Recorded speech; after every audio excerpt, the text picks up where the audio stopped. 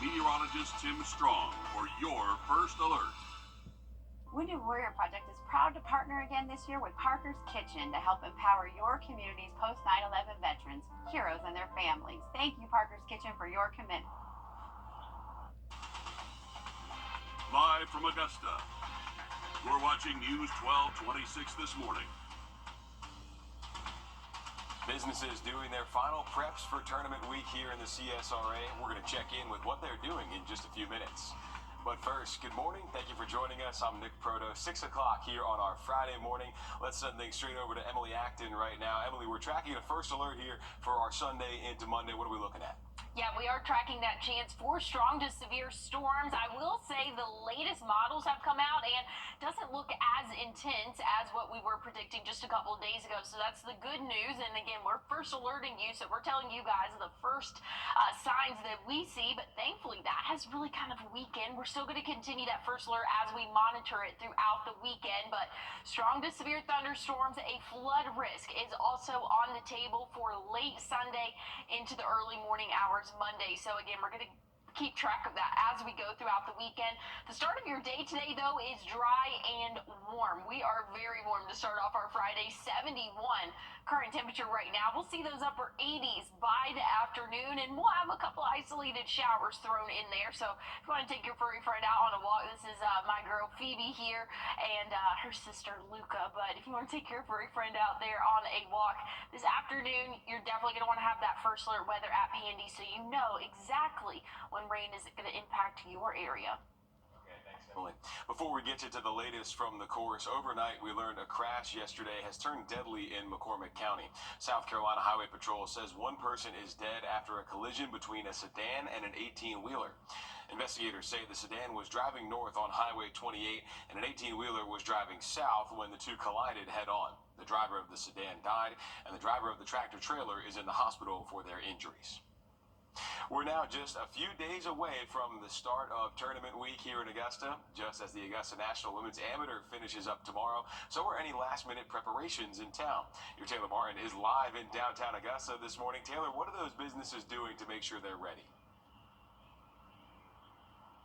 Well, Nick, they're getting inventory ready with golf and Augusta-themed items on the shelves, ready for visitors as they head through their doors. Some restaurants are even adding Golf Week-themed uniforms, all with the hope of bringing more people through their doors, especially after everything that's happened. It's why they started preparing weeks in advance, getting those custom Augusta-themed items to add to their shelves, hoping to get an influx of business. And some tell us it's even more important this year to have business from patrons than it was in the past. We were closed for probably over a week. And definitely and then October was really tough month for everyone in business in Augusta. It was horrible.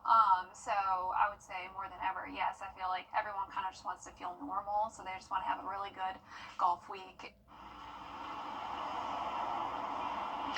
Now, of course, they're looking forward to seeing those patrons next week during tournament week in their stores, and just grateful for the year-round support from people local as well. They call it the 13th month here in Augusta when we've got all those patrons coming in from around the world. A big, exciting time for businesses here. Taylor Martin, live downtown, rocking the azalea pink this morning. Taylor, looking good. Thanks. Astrid Talley, one of those golfers who made the cut for the second time in as many years, the Augusta National Women's Amateur. She finished tied for 8th last year, but so far she's outpacing her round this year. In the first round, she posted a 71. Thursday was her best round yet in the amateur tournament, pulling 7 birdies to card a 6-under 66 last year. She was one of the youngest in the field. This year, she's learned and mastered Champions Retreat. Expect her to do some of the same at Augusta National. I think just kind of the quirks of the course, kind of where you can hit it and where you can't hit it, and I think that's something that really helps you at Augusta, just knowing that, you know, I can't go here for sure, and this is a good place to leave if I do, like, miss a shot or something. Let's take a look at that top 10 here through 2 rounds. Kiara Romero and defending champion Lottie Woad holding that top spot, but there's not much room to breathe there. Following them, a 3-way tie for third. Andre Revuelta with a 66 yesterday, catapulting her into the top 3. But she wasn't the only 66 out there. We mentioned Astris tallying 7 birdies on the second round scorecard, making her tied for 6th. And the number 2 amateur in the world, Jasmine Koo, with a solid round of 3 under yesterday. That moves her into the top 10. As a reminder, when you head to Augusta National Saturday for the final round, here are some items you cannot bring with you. Those include ladders, electronics like cell phones, tablets, laptops, radios, TVs, cameras, weapons, even if you have a permit, strollers, and if you're planning on bringing a bag or purse, it cannot be larger than 10 by 10 by 12 inches. Today is a closed practice round. There will be no patrons out there. However, you can go to the practice rounds next week for the Masters. And as the tournament week inches closer, we are on your side to help you get ready. Join us Monday at 7:30 as we tee off to the Masters. Your Alyssa Lyons and Joseph Dorian will host this special along with some News 12 guests who may surprise you. Again, that is coming up this Monday, April 7th at 7:30 right here on News 12 26. Augusta National Golf Club is opening a new rideshare lot just in time for tournament week. It'll be just off Washington Road across the street from Kroger, if you know where the old TGI Fridays used to be, and a permit will be required to enter that lot. A golf theme has taken over Augusta Regional Airport as they put the final touches on the welcome to welcome the increased number of visitors this weekend. There are also new parking protocols there. Airport officials say any parking outside of designated spaces will be barred and any vehicles may be towed. So if you're in a taxi, limousine, shuttle vehicle, you cannot park on the curb. You must park in the parking lots. And while you're waiting in the airport, some local musicians will be performing as well. The Sandhills Neighborhood Association honored Masters Tournament Championship Black Caddies with a 25-foot sculpture of a T. The unveiling was at the Sandhills Community Center yesterday. Walter Newton, a caddy at Augusta National for nearly 30 years, spoke about how he started caddying at Augusta Country Club when he was 10, graduated from the Academy of Augusta National, and then caddied there for about 30 years. It means a lot. This area, this community, you got between 8 and 12 Masters champions come out this area. And that tells me just to go for skilled caddies over the past. And that's why I'm out here to see the unveiling, because I was a part of the Black Caddy. I caddied in the 73 Masters, and this is just a great thing to have. Newton caddied for Trevor Homa and in the 1982 Masters for Wayne Grady. Some breaking news here just into our newsroom. Aiken County deputies found a body on Edgefield Highway near Sassafras Road. We are working to learn more, and we do have a crew on the way, so we'll keep you updated as we get more information. 6:07 now. The traffic on Whiskey Road could change in the future. Soon, the Powder House Connector project will create another route, but we're hearing some people aren't convinced it'll benefit traffic. Many came to the Odell Weeks Activity Center last night to share their thoughts or concerns with the project. The city wanted to hear from them the most. Leaders say comments will be taken into consideration when they plan the final phase.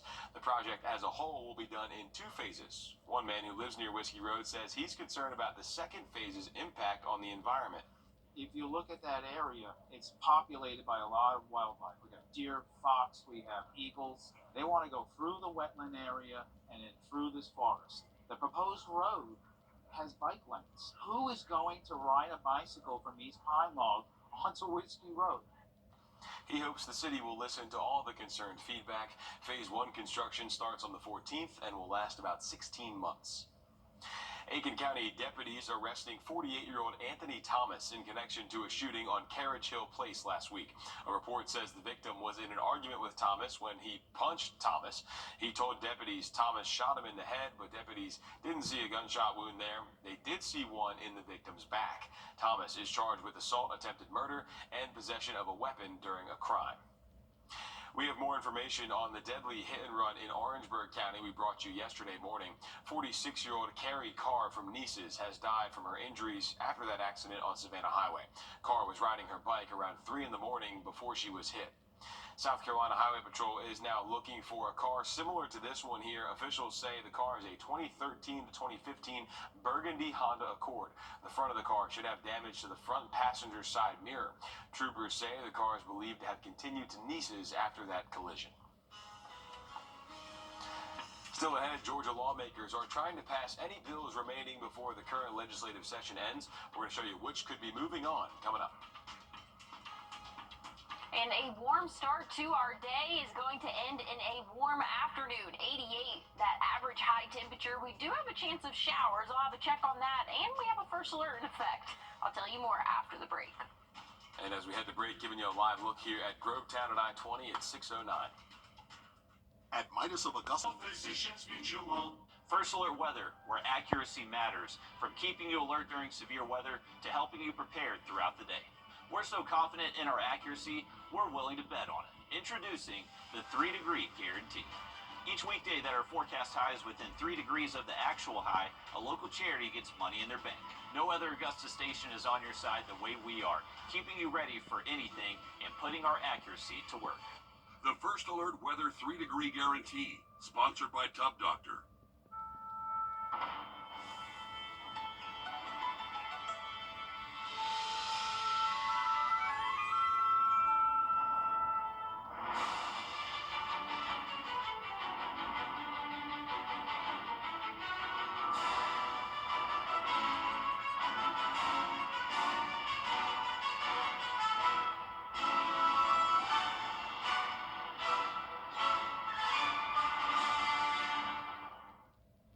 First Alert Radar, powered by Jim Hudson Automotive Group. Welcome back, giving you a live look here over the medical district. 6:12 on our Friday. Experts already released the first hurricane forecast for this year, and it's projected to be an above normal season. The forecast is calling for 17 named storms, 9 hurricanes, and 4 major hurricanes. Last year, there were 18 named storms, 11 hurricanes, and 5 major hurricanes. Experts say it's due to a relatively warm Atlantic and the absence of El Nino this year. Who better to talk about El Nino than our First Alert meteorologist, Emily Acton, a known El Nino hater. Emily, what do you have to say about all this? Thank you. Once I saw that in the script, I was like, oh, Nick's going to say something. I'm not a fan of El Nino. We're going to leave it at that. I just feel like there's not a whole lot of backed up science with it. There's a lot of science in meteorology, a lot of things that we have to deal with and continue to learn. That is just one that I don't feel like there's a whole lot behind it. Anyways, I'm going to get on my soapbox here. We do have a first alert in effect for Sunday and Monday. We've been keeping track of the chance for some strong to severe storms for our area. Flood risk is probably going to be our main threat with this system. And again, it's going to come for the second half of the day Sunday, lasting through the early morning hours for your Monday. And good news is the threat level has decreased over the past couple of scans, so that's some good news. We do have that chance for an isolated shower or two this afternoon. Going to be dry for your Saturday. Sunday, mostly dry, but once we get into the evening, again, that's when we have that chance for those stronger to severe storms, and they're dealing with it, man, over in Tennessee, Kentucky, Arkansas as well. They've just had a lot of severe weather over the past couple of days, but we are dry here and expected to stay dry really for the majority of the day. We do have those isolated showers, but that severe threat is low come Sunday into Monday, a marginal risk there. So just know that's a level 1 out of 5. That's just saying, hey, we could still see a strong thunderstorm or two, but a very low end threat at that. And here's what it's going to look like. Here's around 3 p.m. Sunday. We're tracking those showers moving in really for the evening hours. It's going to push through the Augusta area and then continue off to our south for your Monday morning. So just know today could see an isolated shower or two, dry Saturday, but once we get into Sunday, that's when we can anticipate that line of heavier rainfall moving through and maybe even a couple rumbles of thunder. So everything should mostly be below severe limits, but we could still see a couple of those isolated severe thunderstorm warnings. So again, we do have that first alert in effect. If you want to take your furry friend out on a walk today, it's going to be a beautiful day for that. 88 average high temperature. We'll see the upper 80s come Saturday and Sunday for us, but a big cool down for next week. All right, thanks, Emily. A judge denied a motion to revoke rapper Young Thug's probation and send him to prison. But the rapper was cautioned on his social media use after a post sparked backlash against the district attorney's office. The rapper pleaded guilty in October to several charges in what became the longest trial in Georgia history. He was given 15 years probation that will be commuted to time served once completed. But this week, the prosecution claimed the rapper engaged in conduct that directly threatened the district attorney's office. Young Thug shared a post calling an investigator a liar. Officials say under the post there were multiple threats to that investigator, including listing sensitive personal information. The post has since been taken down. A last-minute change to a bill in the Georgia General Assembly could change how you're able to know about crimes in your area. The addition would make all crime record exempt from Georgia's Open Records Act until every appeal is completed. That means any body or dash cam video or other crime records would not be made available for years after a conviction. Right now, anyone can request records from police on crimes and receive reports, videos, or audio recordings for open or closed cases. The bill could be on the governor's desk by tomorrow if it passes through the House. Georgia lawmakers worked into the night to pass laws before the end of the legislative session, and lawmakers are facing all kinds of hurdles to try to make their bills law before the end of today. Wrdw has more. Credit Union, your local credit union for our local community. Good things are happening at SRP. Hey guys, it's Anna Christina here for Roof Savers. It's that time of year again, the perfect time to invest in your home. And what's the most important investment for your home? Your roof. If you've been worried about the age of your roof, missing shingles, black stains, or even leaks, I've got great news for you. There's a scientifically proven solution that extends the life of your roof by 17 years with just one treatment. Don't wait until it's too late. Call the team from Roof Savers now for your free roof inspection. Roof Savers, save your roof, save your money. When dangerous trees. Well, you still have a chance to become a scientist for a day. The Fizzy Swamp Nature Park is hosting another round of Eco Explorers on Saturday from 9 a.m. to 11 a.m. This is mostly for adults, and you will have to register ahead of time. The cost is $26.03 per person. It's an exact amount there, but hey, tomorrow should be a really decent day for us. Starting off pretty warm, and that's the story today. Starting off with those morning lows in the upper 60s, low 70s in some spots. Really haven't even been able to cool off into the 60s, so if you're headed out the door anytime soon, it is going to be a warm day for us already. Starting off warm for our morning. You might want to have that rain jacket, though, with you as we go throughout the afternoon and evening hours.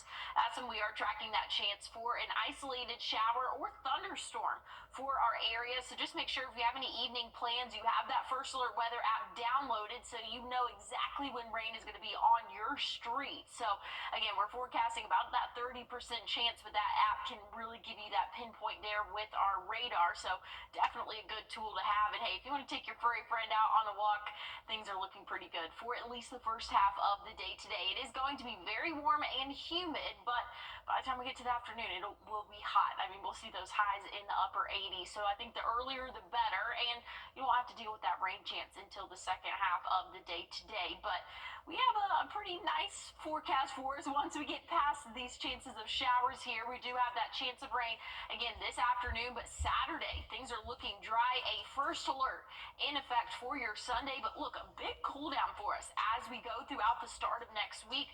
Those overnight lows will be in the 30s a couple of mornings, but afternoon highs only reaching those 60s. Hey, stick with us. We have another half hour of news and weather.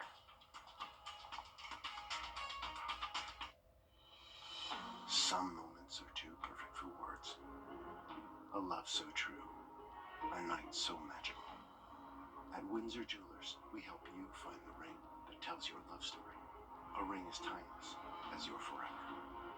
Because when the moment is right, only the perfect ring will do. Windsor Jewelers, where forever begins.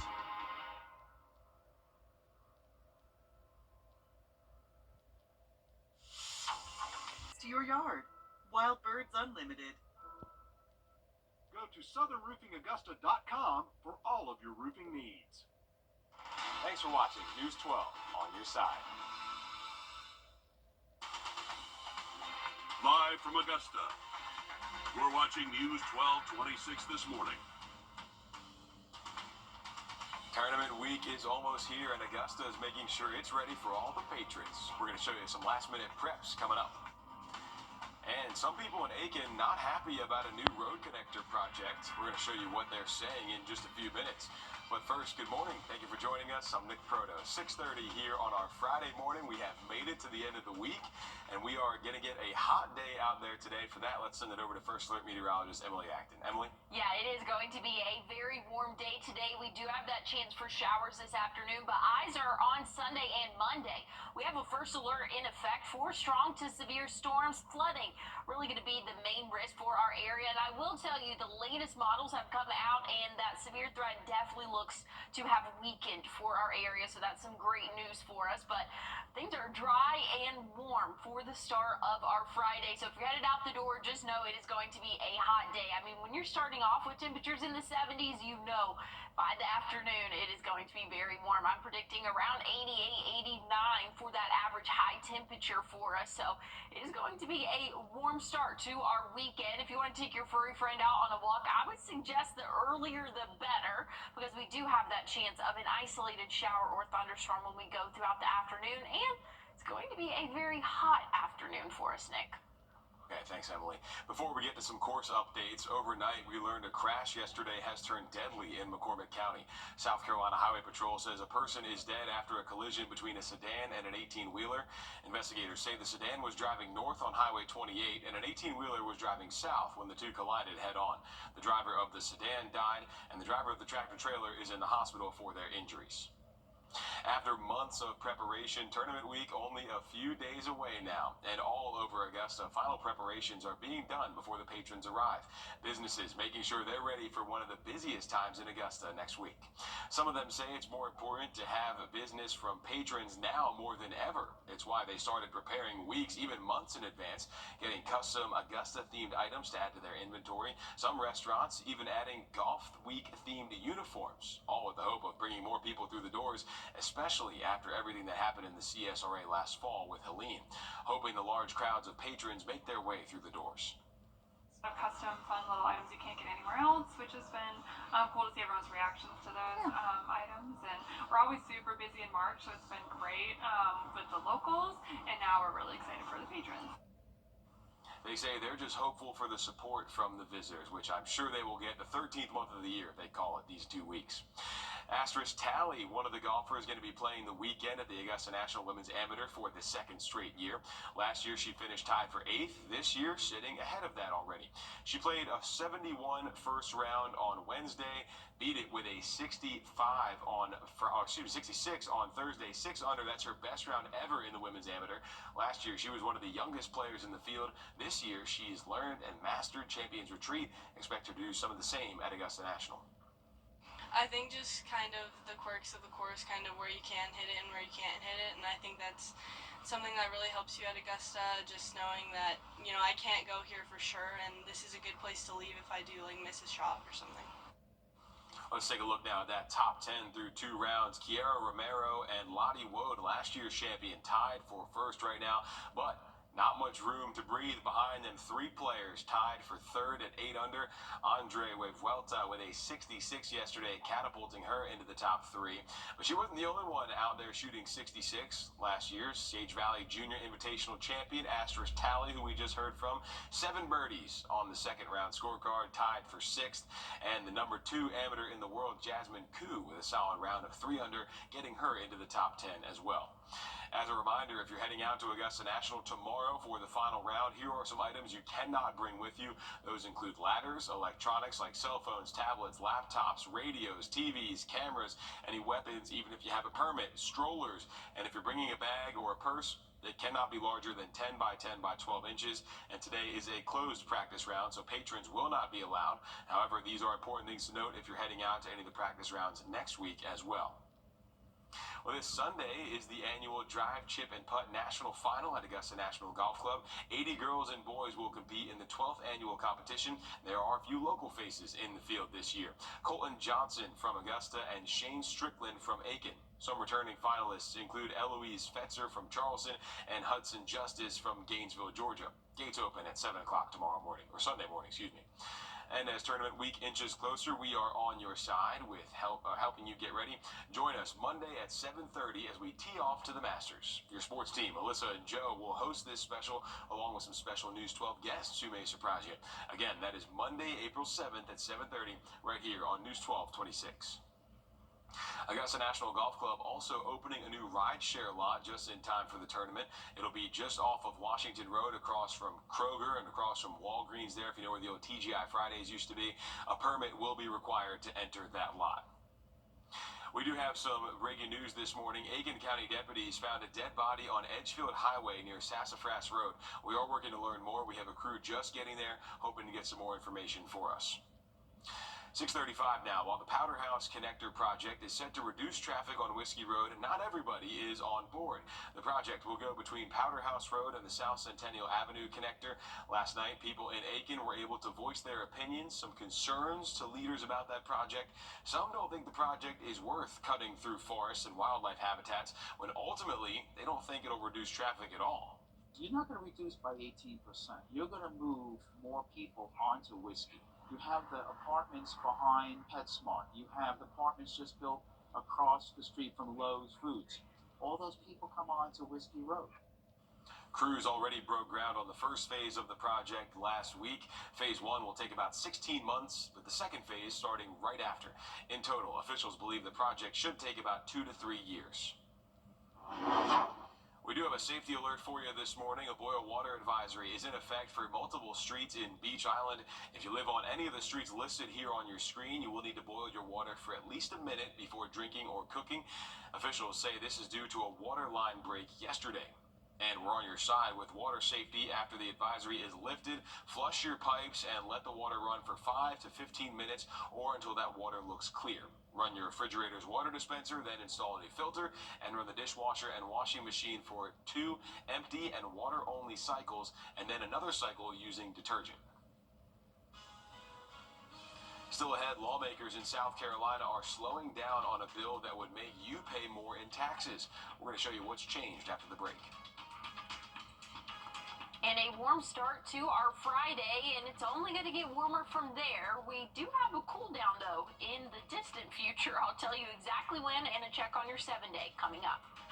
And as we head to break, we're going to take you outside, giving you a live look at the Calhoun Expressway at 6:37. Refresh your retreat at Ashley's Spring Semi-Annual Sale. For a limited time, hot buys start at just $249, and sofas and sectionals are up to 30% off. Plus, get 0% interest for up to 60 months with no minimum purchase. Only at Ashley. Get ready for a Relax and recharge with a new mattress from Ashley. Discover the all-new Sealy Posturepedic collection and save $1,000 for a limited time. Plus, get $300 Ashley cash with a premium mattress purchase. Your best sleep starts here, only at Ashley. Welcome back. Time now for our dog walk forecast. We've got Ellie Mae here dressed up as the Easter Bunny, getting ready for what is expected to be hopefully a nice Easter for us. April 20th, I believe, is the date there, Emily. Sweet. That was very sweet. I love that. I love dogs in costumes. I think that's amazing. What's the best Phoebe's costume you got for us? Her iconic one is the peacock. Okay. Yeah, she's also a bumblebee and a cow, so she's got a couple to choose from. But the peacock is the one that fits her best now because she's getting older. We have to submit one of those for our dog walk forecast here. Maybe next time you fill in on mornings. Yep. I'll get you there. But hey, thank you guys for sending us those pictures. Want to switch things over to weather, though. We do have a first alert in effect for late Sunday into early Monday morning. And those models lately have been trimming down on the severity, but we do still want to have that first alert as we're going to keep track of it. It is going to produce some heavy rainfall for our area, so a flood risk is definitely at play for us. So again, this is going to be late Sunday evening into early Monday morning for us. So we'll have that timed out here in just a second. Couple isolated showers possible this afternoon. It's going to be dry and hot for your Saturday. Sunday, Monday, again, we do have that first alert in effect. And then next week, really not looking too bad for us. Dry conditions now, but very warm outside. We're sitting in those 70s. So if you're headed out the door, just know it's going to be a hot day for us. But here's that look at that severe risk as we go throughout late Sunday into early Monday morning. We do have that marginal risk for our area, and that's a level 1 out of 5. So so not very intense in terms of that severity risk, but you can see just off to our west, it is going to produce a couple of strong thunderstorms. But as that tracks east, it's losing its intensity. We are going to see a few of those showers and thunderstorms late Sunday, and that's going to last into the early morning hours Monday. So your morning commute Monday is definitely going to be a wet one. But just know if you have any outdoor plans this evening, a couple scattered showers out there for us. So make sure you have that First Alert Weather app downloaded so you know exactly when rain is going to be in your area. Beautiful Saturday. First half of the day Sunday, not bad at all. But we do have those showers and thunderstorms building in for the second half of your day, and that will last throughout the early morning hours Monday as well. If you want to take your furry friend out on a walk today, earlier the better. Granted, temperatures are going to be rising, so it might feel a little bit better by the afternoon, but we do have that rain chance, so I would say go ahead and get it out and done earlier in the day. It's definitely going to be better. But here's a look at the next 7 days. First alert Sunday into Monday morning. Big cool down next week. I mean, we're going to see highs only in the 60s, and to put that in perspective, that's cooler than what we are starting the morning off this morning. All right, thanks for that, Emily. A Republican-backed tax plan would have raised costs for more than half of all tax filers in South Carolina, but it isn't going anywhere for now. GOP lawmakers are pumping the brakes on the bill they rolled out just last week as a transformative measure for South Carolina. Your South Carolina State House reporter Mary Green explains what changed. Earlier this week, House Republican leaders told reporters they expected to debate this tax reform bill on the House floor next week. Days later, they're now pressing pause on it. We are still committed to passing income tax reform this year. South Carolina has an extremely outdated and uncompetitive income tax system, and it is our goal to make sure that we are able to accomplish a comprehensive reform and cut of our income tax system. The bill would have collapsed South Carolina's 3 existing income tax rates into one flat rate, starting at 3.99% in 2026 and eventually dropping to 2.49% as state revenues allow. A fiscal impact report released earlier this week found around 60% of South Carolina filers would see their taxes go up by an average of several $100s when the initial flat rate of 3.99% kicks in. South Carolinians making between $10,000 and $150,000 a year would have been hit hardest. Proponents noted many would eventually see their taxes cut upon full implementation to the 2.49% rate. The bill has dozens of Republican co-sponsors, but several have since removed their names as supporters following the fiscal impact report's release. Members of the House Ways and Means Committee say they've gotten a lot of pushback and want to first get estimates on how alternate proposals could impact the budget and taxpayers before they move forward. The legislative process is that you introduce a bill, you get input from the different stakeholders, you make those changes that make sense. We're going to continue to do responsible budgeting at least as long as I'm chairman. House Republicans say they still hope to get a tax reform bill passed in 2025. But it is important to note, time is dwindling here at the State House for this year's legislative session, which ends in early May. Reporting from the State House, I'm Mary Green. An update to some breaking news here. We're going to take a live look this morning where Aiken County deputies say a body was found at Edgefield Highway near Sassafras Road. Our crew is there now trying to learn more, and we'll keep you updated as we do. But as we take a look here, you see a police presence, some people standing around. We don't know the identity of that person yet or any details surrounding the incident. But, of course, again, we will keep you updated as we learn more. Taking a live look right now on Edgefield Highway. Over the last few years, South Carolina's poor health outcomes have improved compared to other states, but views on the COVID-19 pandemic and especially actions taken to promote the vaccine have put the job of the state's top health leader in jeopardy years later. Yesterday, the Senate Medical Affairs Committee refused to advance the nomination of Dr. Edward Simmer to become the permanent director of the new Department of Public Health. Simmer is Governor McMaster's pick after leading the former Department of Health and Environmental Control for 3 years before becoming the interim director of the new DPH. But after a 2-day confirmation hearing, senators voted against moving his nomination forward by a vote of 12 to 5 yesterday afternoon. Senator Tom Davis was the only Republican to vote in favor of Simmer and said senators should have given deference to the governor's choice, whom he found to be qualified for the job. we get to granular detail about vaccines and informed consent and all of those things. But at the end of the day, do you truly think that the governor is in clear error? Do you think that he truly has put forward somebody who is unfit, who is not qualified, who doesn't have the competency?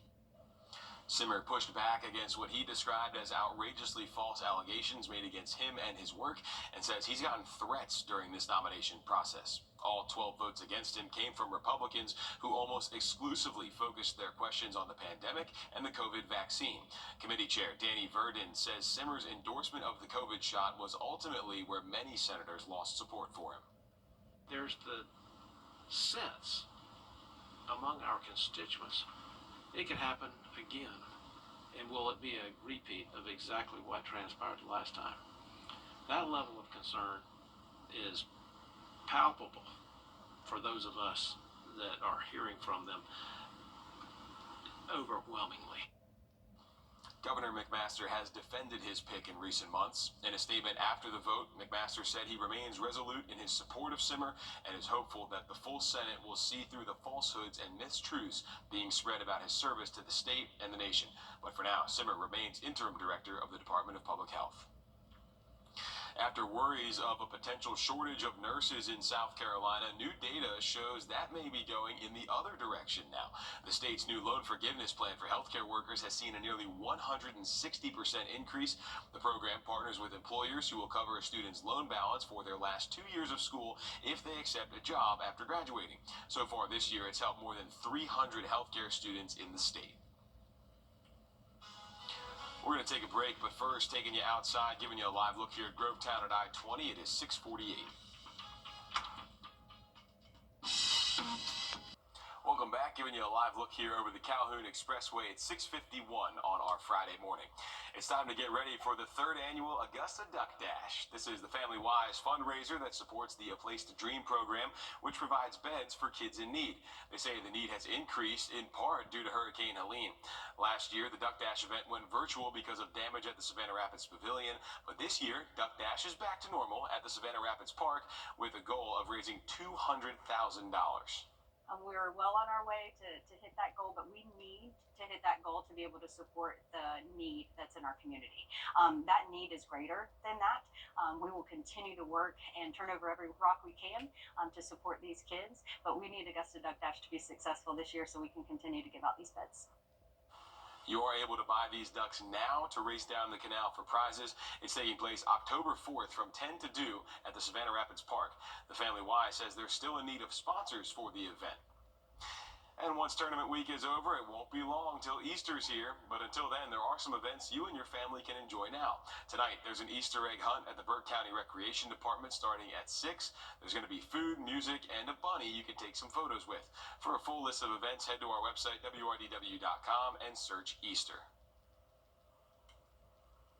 We're taking you back live now this morning where Aiken County deputies say a dead body was found at Edgefield Highway near Sassafras Road. We broke this in the last half hour. Our crew is there now trying to learn more. We'll keep you updated as we do, but as you can see, it's a busy road over there, Edgefield Highway near Sassafras. So South Carolina does have that move over law. You can't move over in this case, but just slow down, use some caution. There are some people out there, still a little dark outside, so just be careful as you are heading out there this morning. And overnight, we learned a crash yesterday has turned deadly in McCormick County. South Carolina Highway Patrol says one person is dead after a collision between a sedan and an 18-wheeler. Investigators say the sedan was driving north on Highway 28 and an 18-wheeler was driving south when the two collided head-on. The driver of the sedan died. The driver of the tractor-trailer is in the hospital for their injuries. The Augusta National Women's Amateur finishes up tomorrow. Astris Talley, one of those golfers who's going to be playing the weekend, making the cut for the second time in as many years. Last year, she finished tied for 8th. This year, already sitting better than that. The first round, she posted a 71 on Wednesday. Thursday was her best round ever in the amateur tournament. 7 birdies to card a 6-under 66. Last year, she was one of the youngest in the field. This year, she's learned and mastered Champions Retreat. Expect her to do some of the same at Augusta National. I think just kind of the quirks of the course, kind of where you can hit it and where you can't hit it, and I think that's something that really helps you at Augusta, just knowing that, you know, I can't go here for sure, and this is a good place to leave if I do, like, miss a shot or something. Tally, no stranger to the big moment. She won the Sage Valley Junior Invitational last year.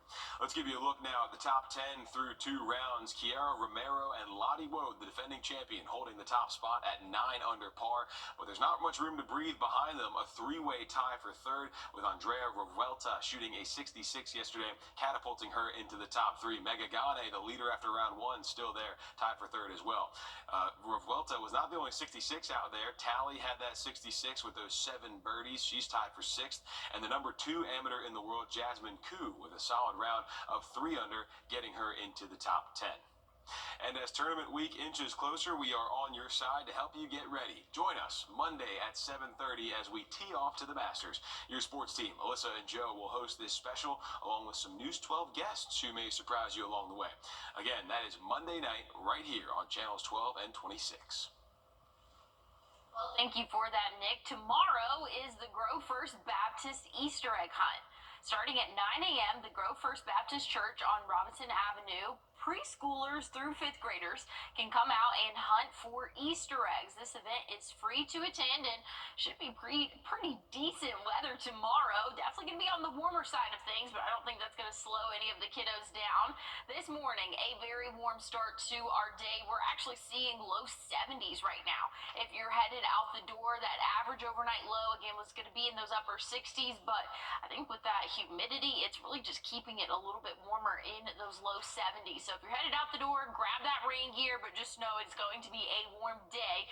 We are tracking that chance for scattered showers and maybe a couple rumbles of thunder for your late afternoon, early evening hour. So if you have any outdoor plans, just know there is that potential for a quick passing shower. So if you want to take your furry friend out on a walk, I would say the earlier the better, but I think you can still get away with going later on in the day. Just make sure you have that First Alert Weather app downloaded. It'll tell you when rain is detected in your specific area. So that's really the best tool that you can have when you take those furry friends out on a walk.